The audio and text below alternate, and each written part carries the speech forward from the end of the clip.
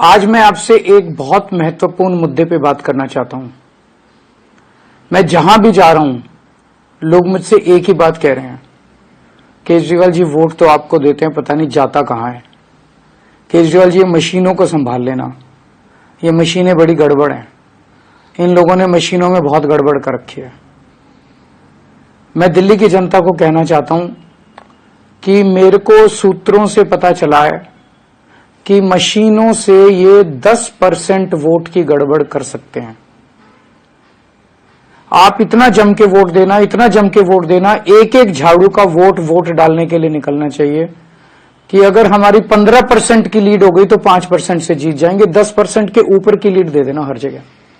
इतना जम के वोट डालना, इतना जम के वोट डालना कि इनकी मशीनों के ऊपर हम जीत जाएं। यही एक तरीका है मशीनों से पार पाने का कि आप खूब जम के वोट डालो। एहतियात के तौर पे हमने एक वेबसाइट बनाई है।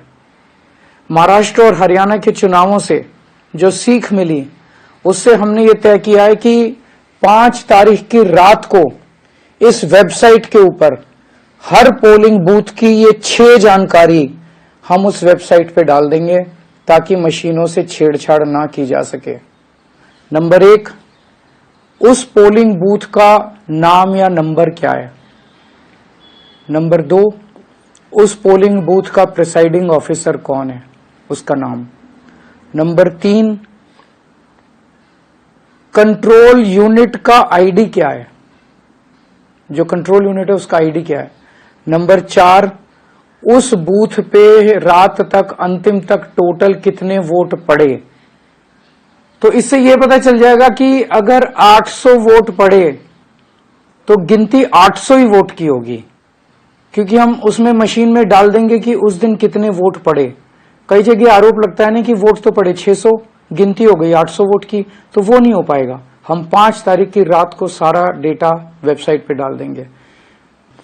नंबर 5, जो मशीन शाम तक काम कर रही थी, लास्ट में उसमें कितनी बैटरी रह गई, बैटरी चार्ज परसेंटेज, कितना बैटरी रह गया, क्योंकि बाद में अगर उसे बदला गया तो पता चल जाएगा कि बैटरी जब लेके गए थे तो इतनी बैटरी थी और बाद में इतनी बैटरी। और नंबर 6, पोलिंग एजेंट का, पार्टी पोलिंग एजेंट का नाम क्या है। ये 6 चीजें हम अपनी वेबसाइट पे उस दिन रात को डाल देंगे। अगर इन्होंने काउंटिंग वाले दिन गड़बड़ की तो हम मैच कर सकते हैं कि डाला तो ये था हमने और इनकी निकला ये, इसका मतलब गड़बड़ है। तो हमें सबको मिलकर इंश्योर करना है कि जो ये गड़बड़ें करते हैं वो दिल्ली के चुनाव में हम गड़बड़ सारे मिलकर उसको रोक सकें।